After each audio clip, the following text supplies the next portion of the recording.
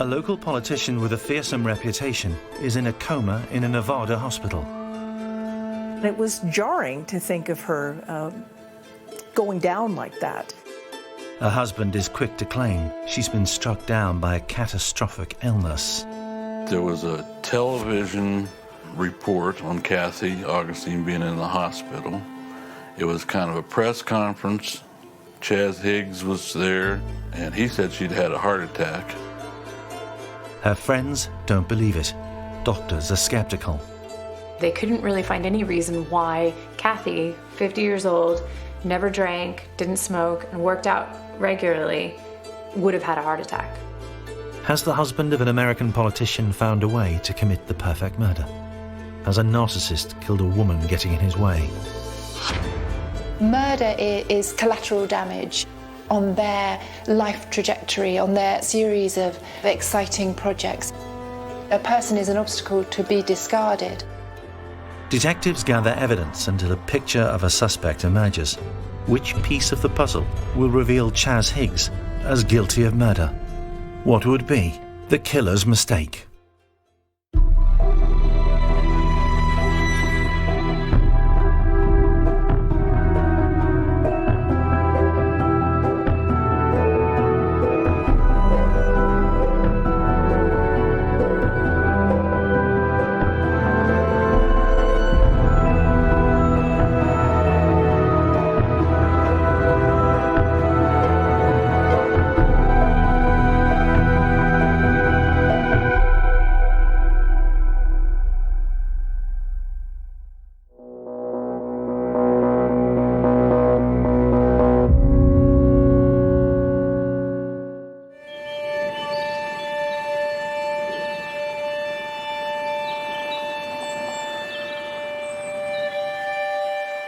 Everything's gonna be okay.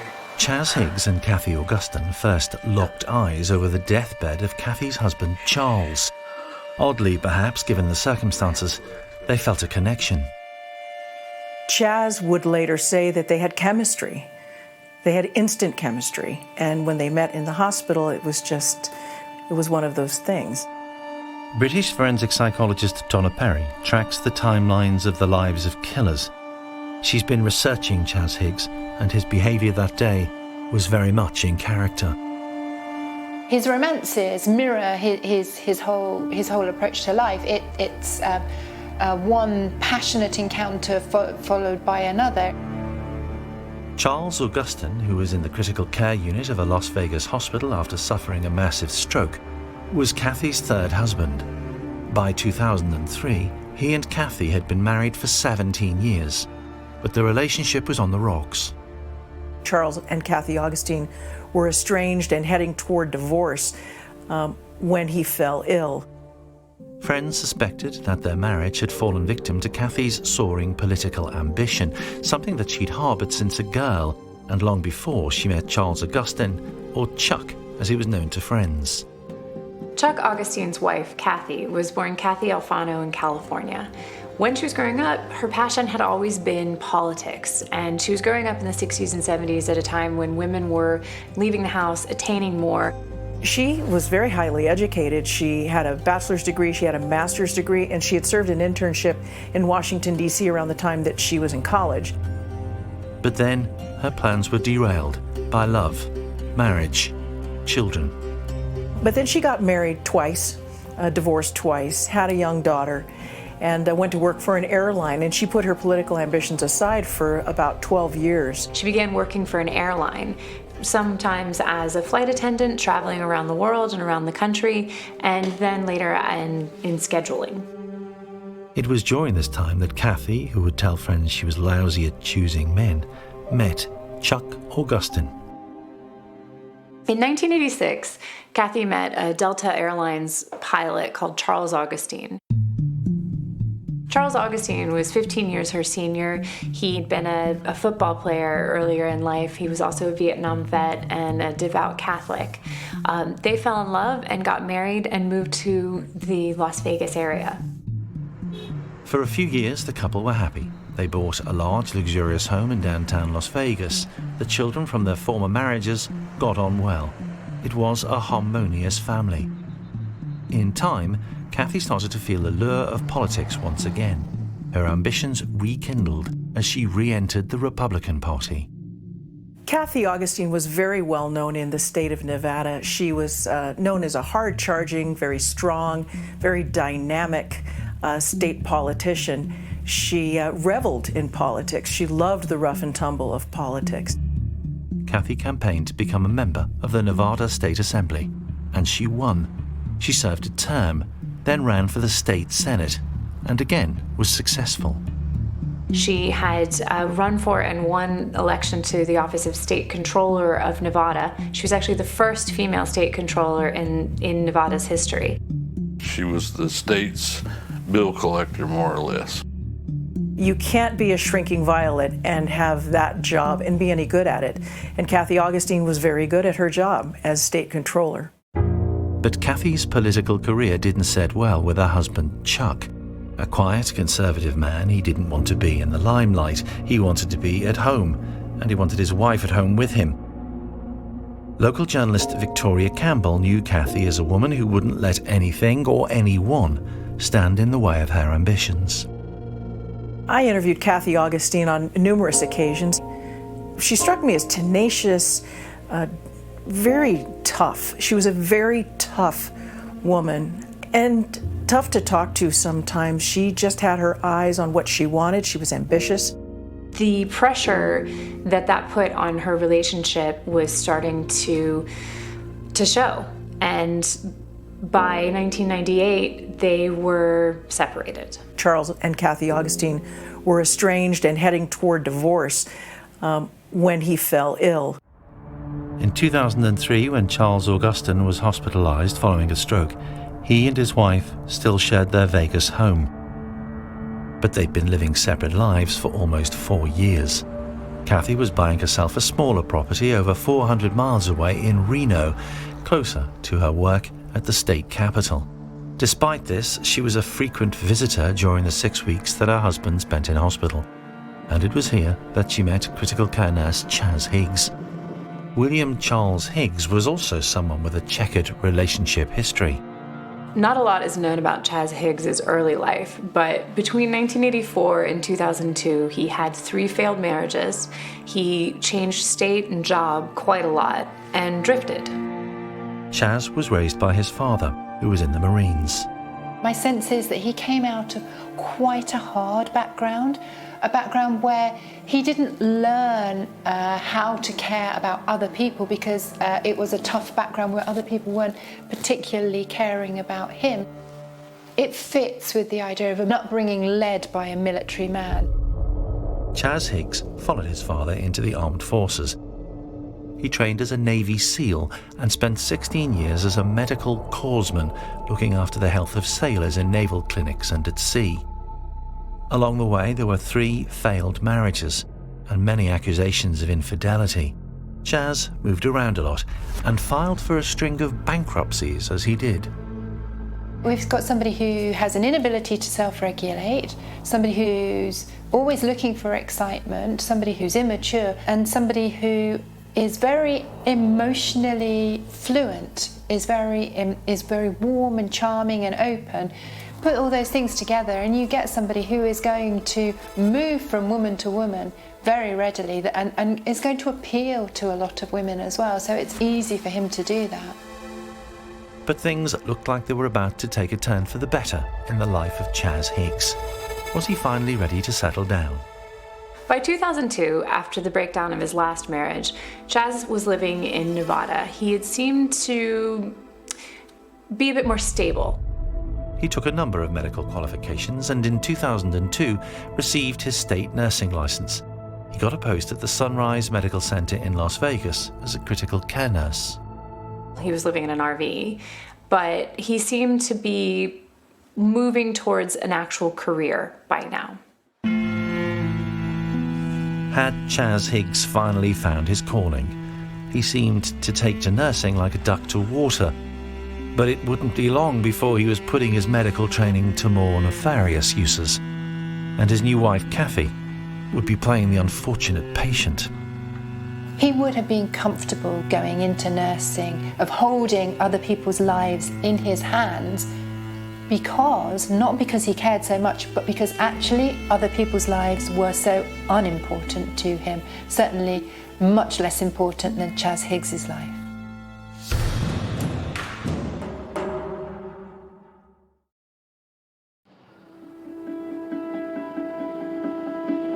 The descent to murder had begun in the emotionally charged atmosphere of a Las Vegas hospital's critical care unit, where Nevada State Controller Cathy Augustin had met the charismatic, handsome nurse, 8 years her junior, who found her as captivating as she found him. Chuck Augustine spent 6 weeks at the intensive care unit, and during that time he had a number of visitors, including his wife, Cathy. He suffered a minor stroke at their home in Las Vegas, was taken to the hospital, then suffered a major stroke in the hospital and while he was being treated, and was seriously ill. One of his nurses was Chazz Higgs. After 6 weeks, he unfortunately passed away, but Cathy's relationship to the intensive care team at the hospital didn't end there. Chazz would later say that they had chemistry, and when they met in the hospital, it was one of those things. Whether by accident or design, soon after her husband's death, Cathy found herself seeing the nurse again. Cathy wrote thank you notes to all of the staff, but she forgot to write one to Chazz. In order to make up for that, she decided to invite him out for coffee, and that was when their romance began. It was the classic whirlwind romance. Cathy and her late husband had a holiday planned, a luxury trip to Hawaii. Suddenly facing the prospect of spending the break alone, Cathy invited her new lover, Chazz Higgs. Chazz and Cathy's relationship progressed quickly, very quickly. Within 3 weeks, they had gotten married on a holiday to Hawaii. I would venture to say that Cathy Augustine probably hoped for what most people hope for, a meaningful, happy relationship. And this being her fourth marriage, it was not something that she had been able to have before.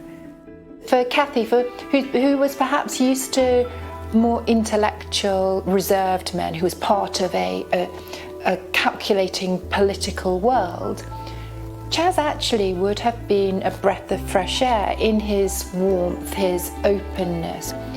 Cathy Augustine told her family, he's an angel to me. He swept me off my feet.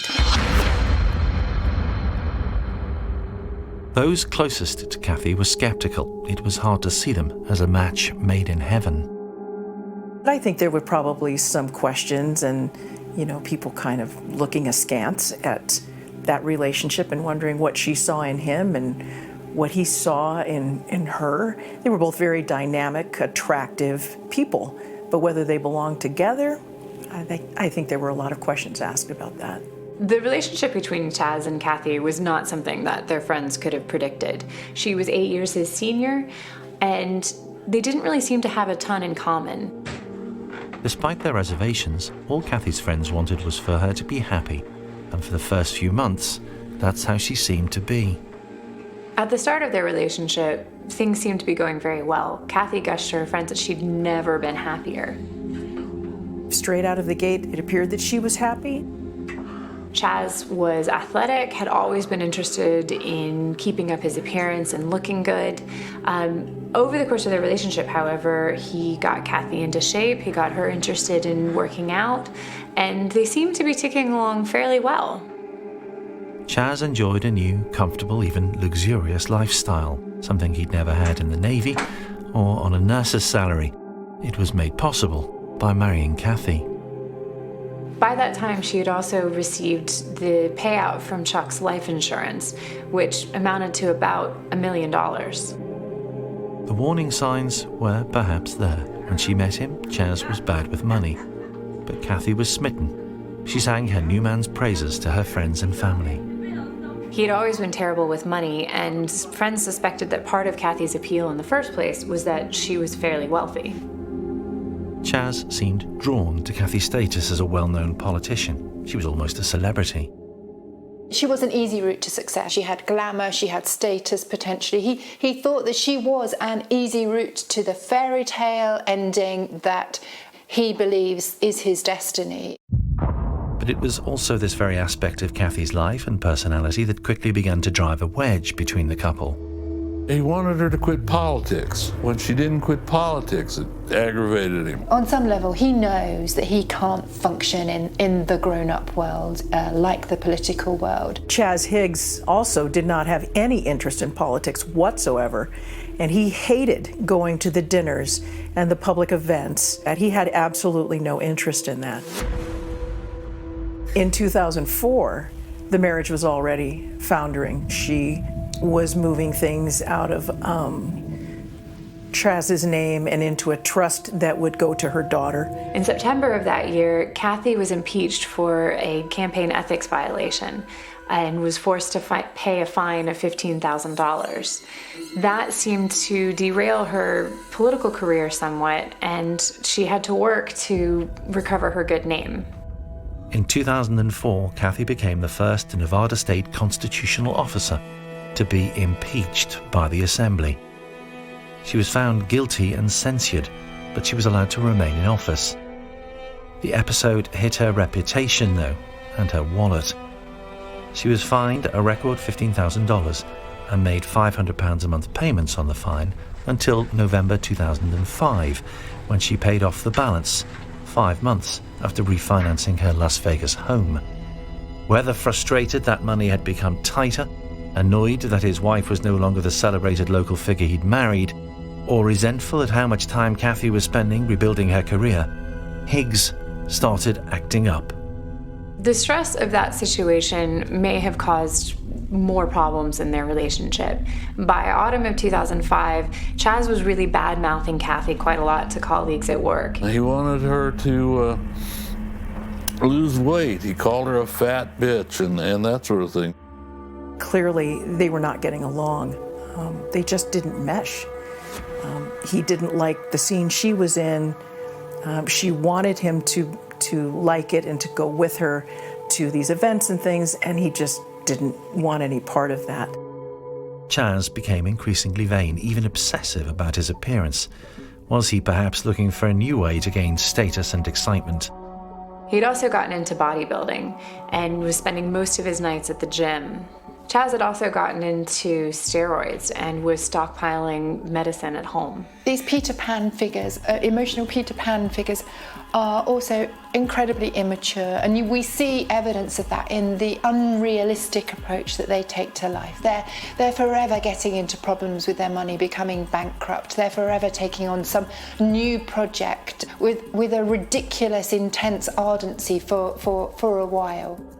By early summer 2006, Chazz Higgs seems to have come to a decision.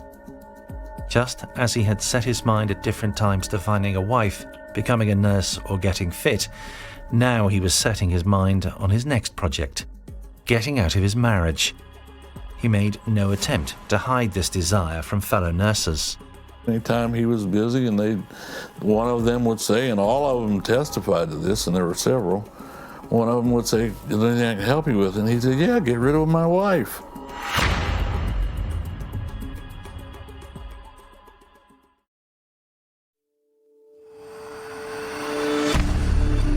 Chazz Higgs made no secret of his growing resentment of his wife, Kathy. He joked frequently about getting rid of her. He was saying terrible things about his wife to his coworkers. If I didn't have a daughter in Las Vegas, I would kill my wife and throw her down a mine shaft. He started a flirtatious relationship with a colleague, Linda Ramirez. He emailed her saying, "You've touched my heart, and I want to be with you." 3 years after they got married, Chazz was cautioned by his superiors for using his email, his work email, to send flirtatious messages to a colleague. He had been romancing other women, that he had joined a website called passion.com and was sending emails to other women. These emails would later prove interesting to Chief Deputy District Attorney Tom Bobb. And we had witnesses as far as he was flirting with one of the people that worked at the hospital. He was, say, he sent her an email, said, "I'm going to make Kathy," he said, "that bitch, Kathy's life miserable." Again and again, Higgs blurted out his darkest thoughts and feelings. This lack of discretion would very soon come back to haunt him. In the meantime, he was summoned to his manager to explain why he'd been misusing his hospital email account. He said he was reaching out to these other women because he was sad, he was angry, he was venting. He confided to his supervisor, Tina, that things with Kathy were problematic. He described her as abusive and controlling, and Tina started to get concerned. Worried about her employees' personal safety, Tina offered Chazz somewhere to go should he ever need it. Tina suspected that Chazz might be the victim of abuse, so she offered him a place to stay if he needed it.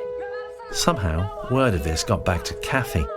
Increasingly desperate for the state of her marriage and suspecting that this other woman was making a play for her husband, the once strong, dignified, intimidating politician lost her composure. Kathy somehow found out and began harassing Tina at her place of work. Eventually, Kathy wrote threatening letters to Tina, and Tina eventually took the matter to the hospital board. And after that, Kathy's harassment seemed to stop. Kathy was clinging to the relationship, determined this one was going to last the course.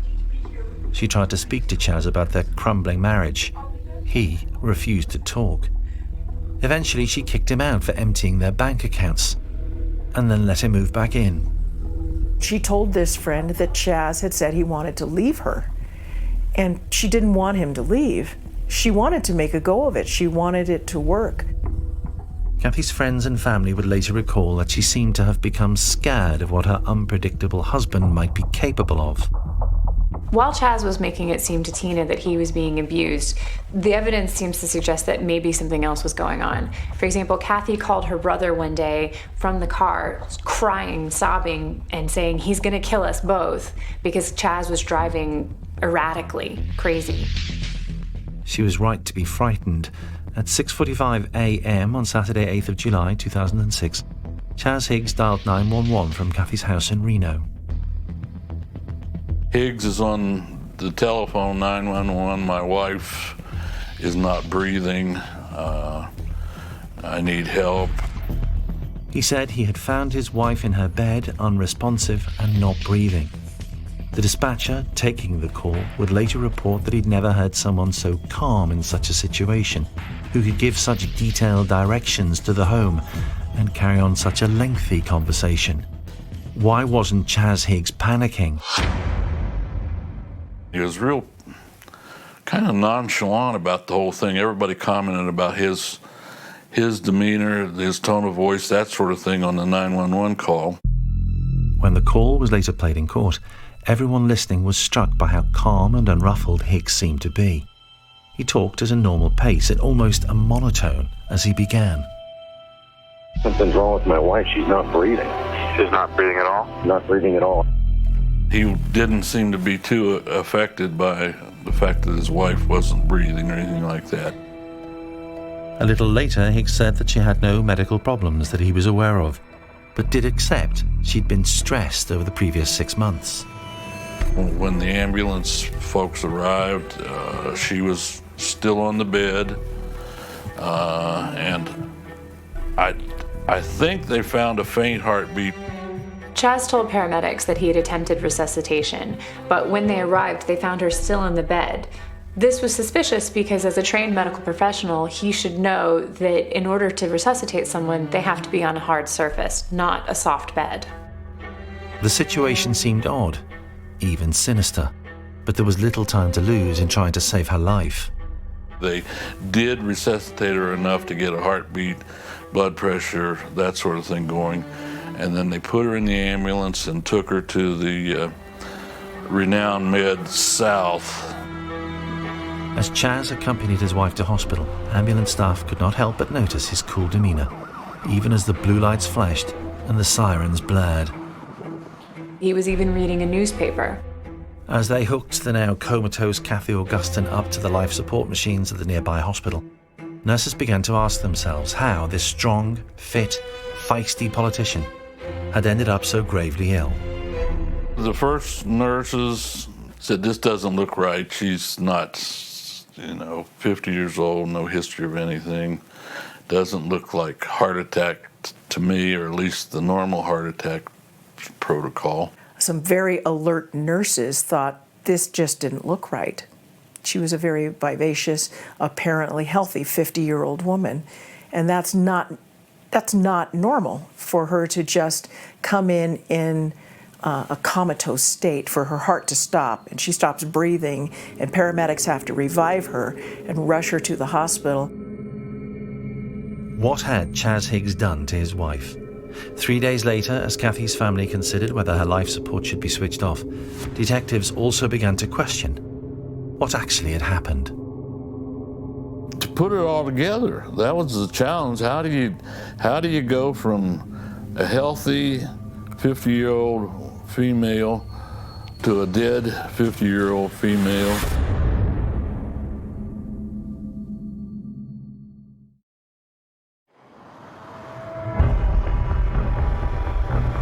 The day after he called paramedics to their home in Reno, Chazz Higgs told assembled reporters about the medical condition of his wife, State Controller Kathy Augustin. It was kind of a press conference. Chazz Higgs was there. Higgs told the press that Kathy had suffered from heartburn and stomach pains in the day before, and that he believed that it was a cardiac arrest as a result of campaign stress. And he said she'd had a heart attack. I don't know where he got that information or what made him say that. Higgs suggested that his wife may have fallen victim to the stress of hard work and long days. To Kathy's family and friends, that simply didn't ring true. They knew her as a person who thrived on stress, and something like that wasn't enough to do it. The scuttlebutt was that it may have been a heart problem, and of course that's not always obvious, and people get sick and die every day from heart problems. Kathy's doctors were baffled. In the run-up to her so-called heart attack, she'd been in good health, and when they examined her, they could find nothing to explain her condition. Doctors, meanwhile, couldn't find any evidence of heart disease, and they couldn't really find any reason why Kathy, 50 years old, never drank, didn't smoke, and worked out regularly, would have had a heart attack. If there had been a heart attack, except for I guess there are exceptions to every rule, but if there had been a heart attack, there would have been evidence in the heart muscle or in the arteries around the heart, that sort of thing. And there was none of that. As Kathy's condition deteriorated, and with her extended family by her bedside, her estranged husband Chazz was taking care of business. And then the news just became progressively worse. She was in a coma. She had irreversible brain damage. Kathy was in a coma for 3 days, and during that time, Chazz made sure that her $1,100 a month state pension was signed over to him. And it would be his $1,100 a month for the rest of his life. Now, nobody thought that was an extremely large amount of money, but I'm thinking I could live, pretty well with $1,100 a month more than I was working for. Colleagues were struck once again by Higgs's demeanor when they saw him. He didn't seem like a man whose wife, a woman he professed to love, was lying desperately unwell in hospital. The day after she was admitted, he went to go pick up a paycheck from a colleague, and even brought that colleague a box of donuts as a thank you. He was checking on her pension. He was bringing donuts to the nurses. He was not always, as nurses would later testify, behaving as a husband who was deeply concerned about his wife, who was lying there in a comatose state. How was Chazz Higgs able to carry on seemingly without a care in the world? Was he in shock? Was he putting on a brave face? Or was it because Kathy's condition was exactly what he wanted? After 3 days, it became clear she wasn't going to regain consciousness. Her family made the agonizing decision to turn off her life support. It was a body blow, not only for those who knew and loved her, but for all of her supporters. On July 11th, 2006, Kathy's family made the decision to take her off of life support, and she died. When news came that Kathy Augustine had died in the hospital, that life support had been terminated 3 days in, I think the public felt terrible for her and for her family. We had lost someone who held a very high office in this state, who had blazed a trail for female politicians, for all politicians, and she was gone. As Kathy's family prepared to bury her, Chazz Higgs at last showed some sign of being affected by the tragedy. On July 14th, Chazz Higgs attempted suicide. He was found by Kathy's daughter, Dallas, having slit his wrist and was briefly hospitalized. He missed Kathy's funeral. Slits the wrist, but not very well, and lays down in the bathtub in the house that he and Kathy had in Las Vegas.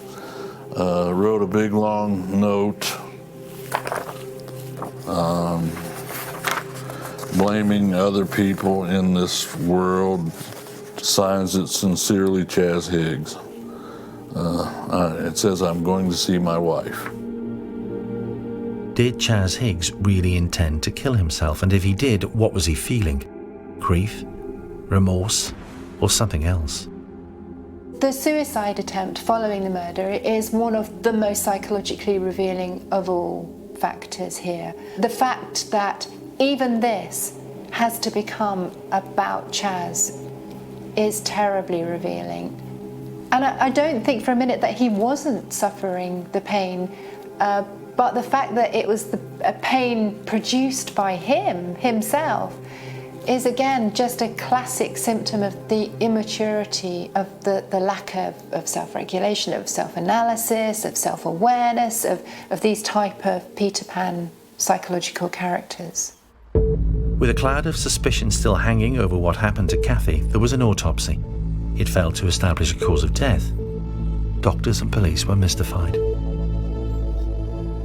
Nothing was found in the sense of a cause of death.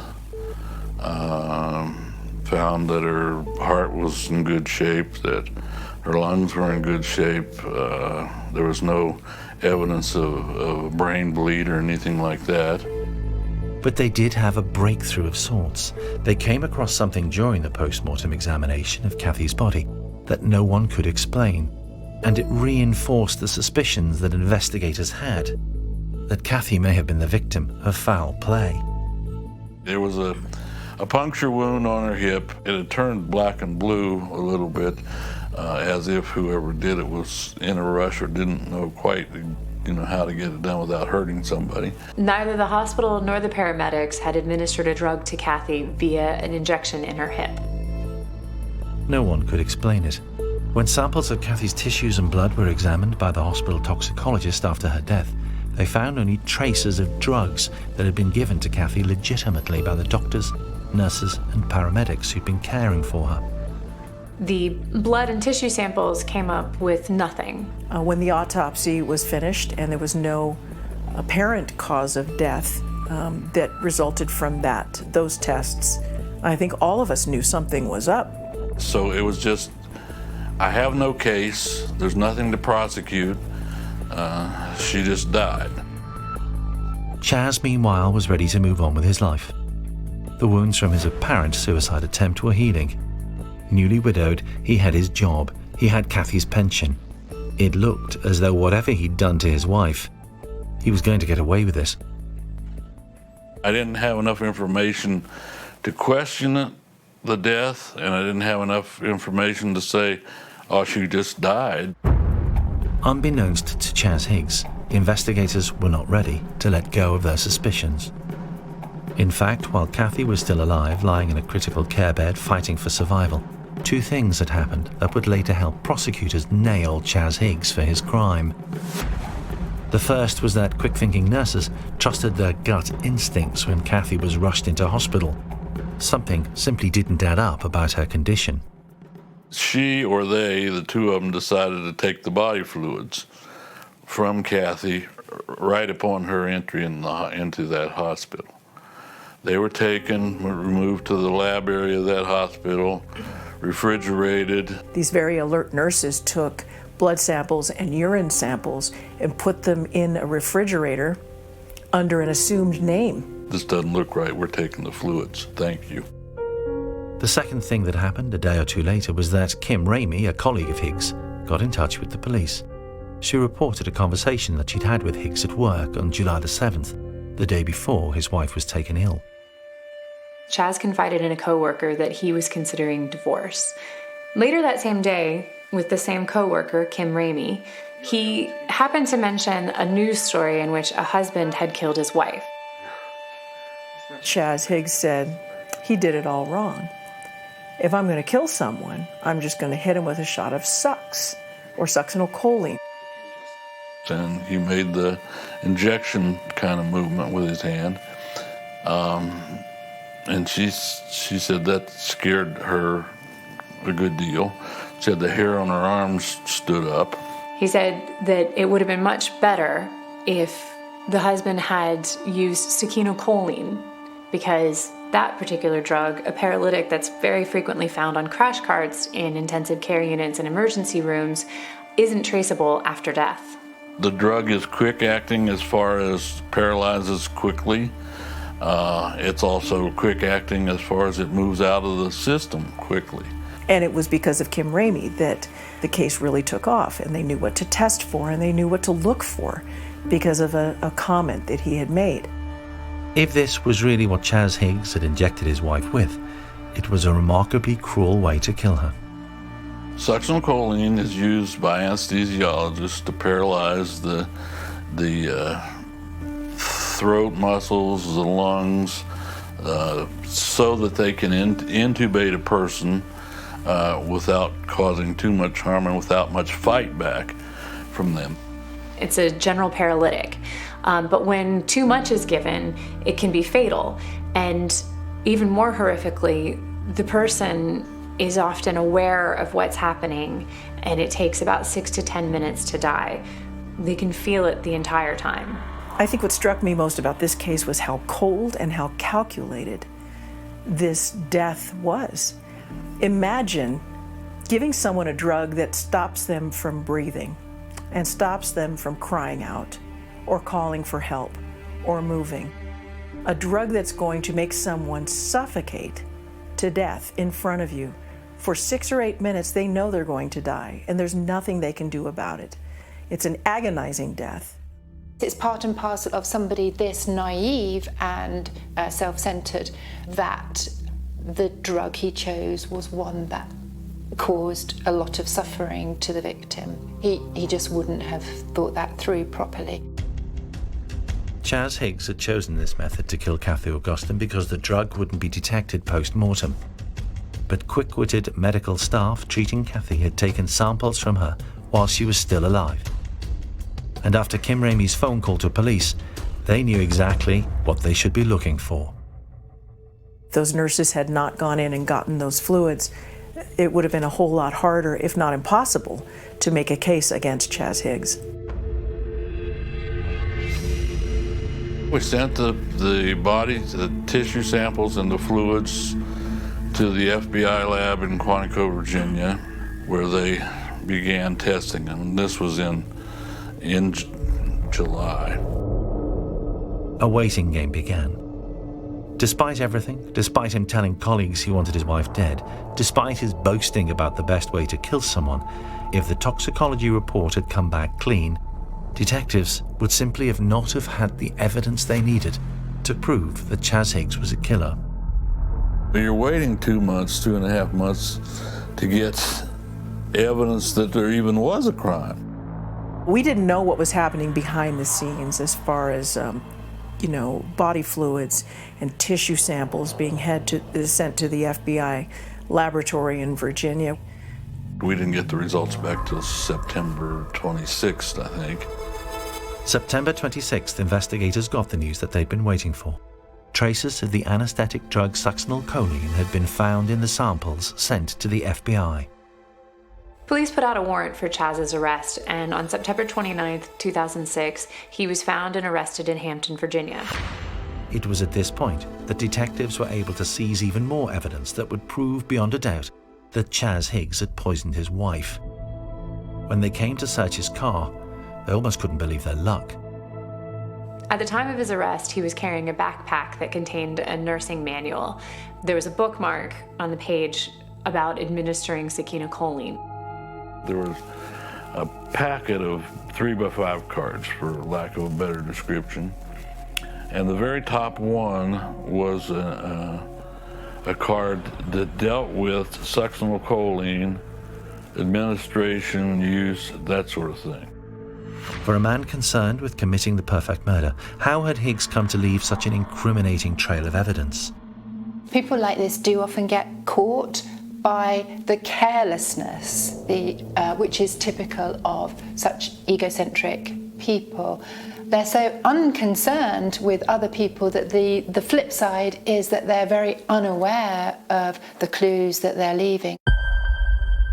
Despite making it easy for prosecutors to prove his guilt, Higgs flatly denied he had anything to do with Cathy Augustine's death. He said, I love my wife. I wouldn't do that.